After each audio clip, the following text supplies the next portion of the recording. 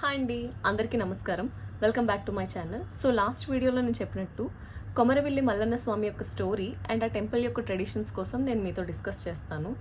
ఈ టెంపుల్కి సంబంధించి ఎటువంటి శిలాశాసనాలు కూడా లేవండి. కేవలం వాళ్ళ పూర్వీకులు చెప్పిన విధంగా పూజలను ఆచరిస్తూ ఆ దేవుడిని అయితే కొలుస్తున్నారు జనాలు.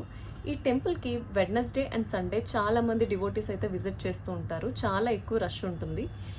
ఈ టెంపుల్కి సంబంధించి ఒక స్టోరీ లేదండి, చాలా డిఫరెంట్ స్టోరీస్ ఉన్నాయి. అండ్ ఆ స్టోరీస్ని ఒగ్గు కథలు అని అంటారు. అండ్ అందులో నాకు తెలిసిన కొన్ని కథల్ని నేను మీతో షేర్ చేసుకుంటాను. కొమరవెల్లి అనే పేరు ఎలా వచ్చింది అంటారంటే, పూర్వం కుమారస్వామి వచ్చి స్వయంగా వాళ్ళ నాన్నగారి కోసం ఆయన తపస్సు చేశారని, ఆయన తపస్సుకు మెచ్చిన శివుడు ఇక్కడ ప్రత్యక్షమయ్యారని, ఒక స్వయంభు లింగాకారంలో ఆయన ప్రత్యక్షమయ్యారని అంటూ ఉంటారు.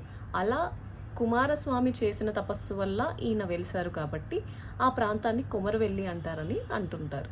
ఇదొక కథ అయితే, కైలాస పర్వతం మీద శివుడు పార్వతి ఒకరోజు లోక కళ్యాణం కోసం ఆలోచిస్తున్న సమయంలో అప్పటికే భూమి మీద చాలా అధర్మం పెరిగిపోయి చాలామంది రాక్షసులు అమాయకపు ప్రజల్ని హింసిస్తూ ఉంటారనమాట. అదే సమయంలో పార్వతీదేవి శివయ్యతో ఇలా అంటుందన్నమాట, స్వామి చాలా అధర్మం పెరిగిపోయింది అండ్ అమాయకపు ప్రజల్ని మీరే కాపాడాలి అని అడిగినప్పుడు శివుడు ఇలా అంటారు పార్వతీదేవితో, ఈ కలియుగంలో నేను మల్లన్న స్వామిలా అవతరిస్తాను అండ్ ఆ అమాయకపు ప్రజలని ఆ రాక్షసుల బారి నుంచి కాపాడుతాను అని చెప్పేసి అలా ఆయన అక్కడ కొమరవెల్లిలో వెలిసారని చెప్తారనమాట. అండ్ ఆ వెలిసిన స్వామిని కొమరయ్య అనే ఒక యాదవ కులానికి చెందిన ఒక ఆయన అయితే చూసేవాడని, రోజు వెళ్ళి ఆయనకి పాలతో అభిషేకం చేసేవాడని, అలా వెళ్తూ వెళ్తూ ఒకరోజు కొమరయ్యకి మల్లన్న స్వామి కనిపించలేదని, అలా కనిపించకపోయేసరికి అక్కడున్న పుట్టమట్టిని తీసి ఆ మల్లన్న స్వామిని తయారు చేశారని కూడా అంటూ ఉంటారు. మరొక స్టోరీ ఏంటంటే, ఎక్కడైతే ఈ కొమరవెల్లి మల్లన్న స్వామి టెంపుల్ అయితే ఉందో ఆ ప్లేస్లో రాక్షసులు చాలామంది ఉండేవాళ్ళని, అక్కడ ప్రజలు ఆ రాక్షసుల బారి నుంచి వాళ్ళని కాపాడమని శివుడికి ప్రార్థించగా, శివుడైతే అక్కడ మల్లన్న స్వామిగా ఒక మునుర్ కాపు ఫ్యామిలీలో అయితే ఆయన పుడతారండి. పుట్టి ఆయన అక్కడే చాలా మహత్తరమైన కార్యాలను కూడా చేస్తూ ఉంటారు. అండ్ చిన్నప్పటి నుంచి ఆయన పశువులతో కానీ మనుషులతో కానీ చాలా ప్రేమగా ఉండడం, పశువులకు కూడా ఆయనను చూస్తే చాలా ప్రీతి కలగడం, ఇలాంటివన్నీ జరుగుతూ ఉండేవి. ఇవన్నీ చూసి ప్రజలందరూ ఆశ్చర్యపోతూ ఉండేవాళ్ళు. అలాగే ఒకరోజు ఆ ప్రదేశంలో చాలా పెద్ద కరువు అయితే వచ్చింది. ఎక్కడ కూడా ఒక్క చుక్క నీరు కూడా లేదు. ఆ టైంలో ప్రజలందరూ వెళ్ళి మల్లన్న స్వామికి మొక్కి, స్వామి ఇలా నీళ్ళు లేవు అని అడగగానే మల్లన్న స్వామి దగ్గర ఒక త్రిశూలం అయితే ఉంటుంది. ఆ త్రిశూలాన్ని భూమికేసి కొట్టగానే అక్కడ నీరైతే వచ్చిందంటారు. అది జరిగిన తర్వాత చాలామంది వేరే వేరే ప్రదేశాల నుంచి కూడా వచ్చి మల్లన్న స్వామిని చూశారని కూడా అంటారు. అప్పటి నుంచి ఈయన యొక్క వైభవం చాలా పెరిగిపోతుంది. అలా మల్లన్న స్వామి యొక్క వైభవం తెలుసుకొని చుట్టుపక్కల ప్రాంతాల నుంచి చాలామంది ప్రజలు ఆయన్ని దర్శించుకోవడానికి వచ్చేవాళ్ళు. సో ఇప్పుడు మల్లన్న స్వామి అయితే యవ్వనంలోకి అడుగుపెట్టారు. అదే ప్రదేశంలో కొమరవెల్లి దగ్గరలో వేరే గొల్ల గ్రామంలో ఒక ధర్మపరుడైన గొల్ల ఆయనకి కేతమ్మ అనే కూతురు ఉంటుంది. ఈవిడికి చాలా శివభక్తి ఉంటుంది. అండ్ ఈవిడ రోజు పొద్దున్నే లేచి శివుడికి ప్రార్థించడం అండ్ ఆవిడ పశువుల్ని మేపించడానికి తీసుకెళ్ళడం ఇలాంటివన్నీ చేస్తూ ఉండేది. అలా ఒకరోజు ఆవిడ పశువులకి మేత పెట్టించడానికని తీసుకెళ్ళినప్పుడు ఒక ఆవు అయితే తప్పిపోతుంది.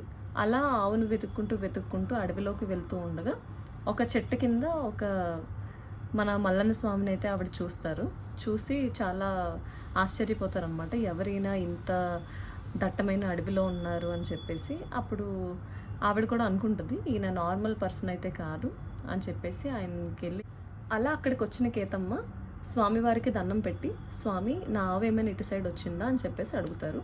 అడిగినప్పుడు మల్లన్న స్వామి, నువ్వేం భయపడకు, నీ ఆవు నీ దగ్గరికి వస్తుంది అని చెప్పగానే కొంచెం సేపట్లో ఆ ఆవు తనంతలో తానే వచ్చి కేతమ్మ పక్కన నించుంది. ఇలా ఇవన్నీ చూసి ఆశ్చర్యపోయిన కేతమ్మ వెళ్ళి వాళ్ళ నాన్నగారు అండ్ వాళ్ళ ఊర్లో ఉండే ప్రజలతో ఇలా స్వామివారిని చూశానని, ఇలా ఆవు వచ్చి తన పక్కన నించుందని ఇదంతా చెప్తుంది. ఇదంతా విని ఆశ్చర్యపోయిన వాళ్ళంతా కూడా మన మల్లన్న స్వామిని చూడడానికి అయితే కొమరవెల్లి వస్తారు. వచ్చి చూసిన తర్వాత వాళ్ళు కేతమ్మని కూడా మల్లన్న స్వామికి ఇచ్చి వివాహం చేద్దామని నిశ్చయించుకుంటారు. అలాగే వాళ్ళిద్దరి పెళ్లి కూడా జరుగుతుంది.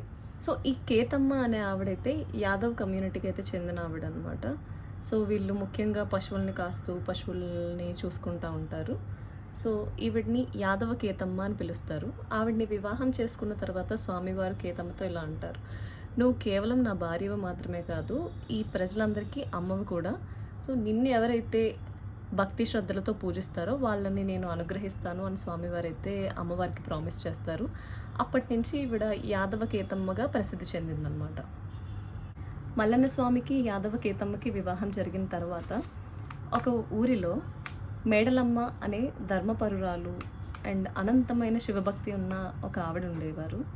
ఆవిడ రోజు నది దగ్గరికి వెళ్ళి శివునికి పూజించి అండ్ శివునితో ఇలా అడుగుతారనమాట, స్వామి నాకు ఎంతో ధర్మంగా ప్రజలందరికీ మేలు చేసే విధంగా ఉండే వ్యక్తి భర్తగా రావాలని కోరుకుంటారు. ఇలా మేడలమ్మ అక్కడ శివునికి ప్రార్థిస్తూ ఉండగా అదే నది దగ్గర ఆవిడ వేటకని వచ్చిన మన మల్లన్న స్వామిని అయితే చూస్తారు. చూసిన వెంటనే ఎవరు ఈ దివ్య స్వరూపం అన్నట్టుగా ఆశ్చర్యపోతూ ఉంటారు. అలా వాళ్ళ కలయికైతే జరుగుతుంది. అలా కలిసిన తర్వాత మల్లన్న స్వామి వారైతే వాళ్ళ కుటుంబాన్ని పంపించి ఆ మేడలమ్మ యొక్క కుటుంబంతో మాట్లాడమని అయితే పంపిస్తారు వివాహం చేసుకోవడానికి. అలా మల్లన్న స్వామి యొక్క కుటుంబ సభ్యులందరూ వెళ్ళి మేడలమ్మ యొక్క ఫ్యామిలీతో మాట్లాడతారు. ఇలా మీ అమ్మాయిని మా కొడుక్కిచ్చి పెళ్లి చేయండి అన్నట్టుగా అడుగుతారు.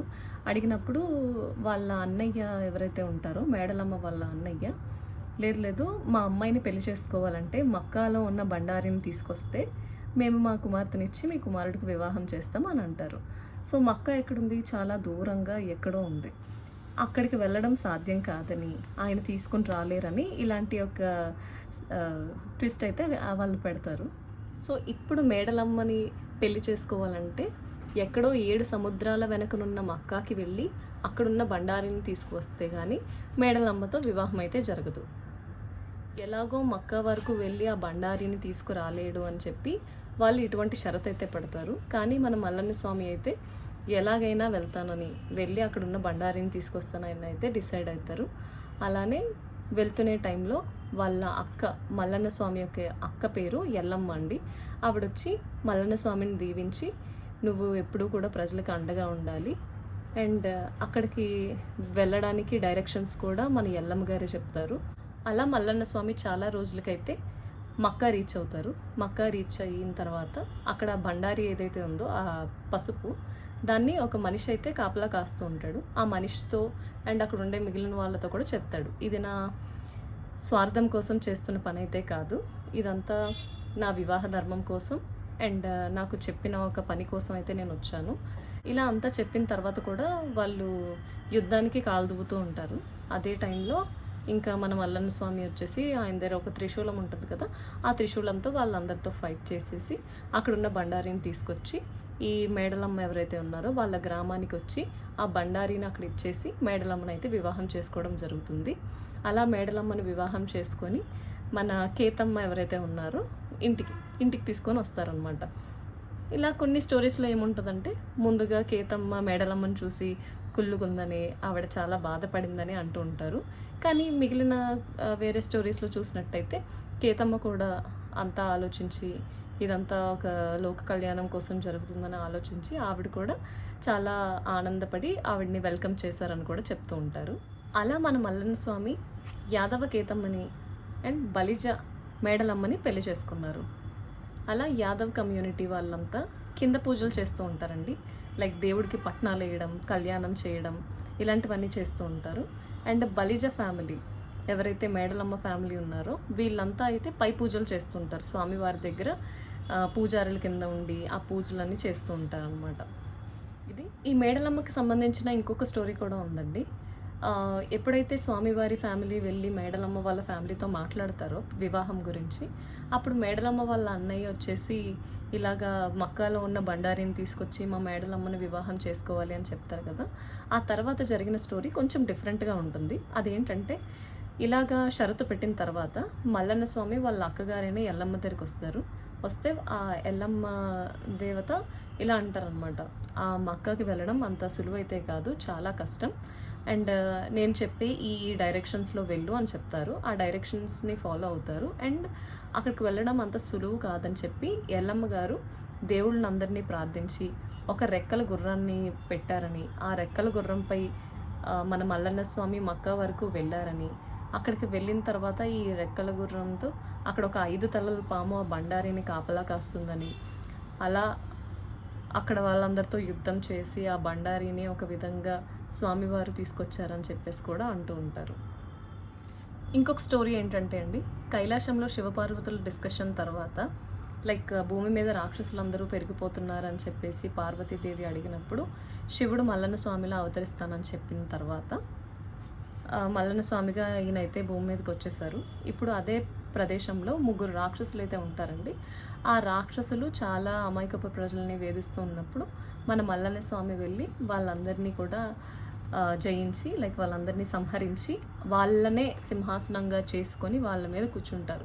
ఇప్పుడు మీరు ఆ మల్లన్న స్వామి గుడికి వెళ్ళిన తర్వాత కూడా మీరు ఆ విగ్రహం చూస్తే 3 రాక్షసుల తలలు ఉంటాయి. తలల మీద స్వామివారు ఉంటారు. ఇటుపక్క కేతమ్మ, ఇటుపక్క మేడలమ్మ ఉంటారనమాట. ఇలా అయితే మీరు అక్కడ దర్శించుకోగలరు స్వామివారిని. మన కొమరవెల్లి మల్లన్న స్వామి యొక్క విగ్రహాలు అయితే 8 అడుగుల ఎత్తు ఉంటాయండి.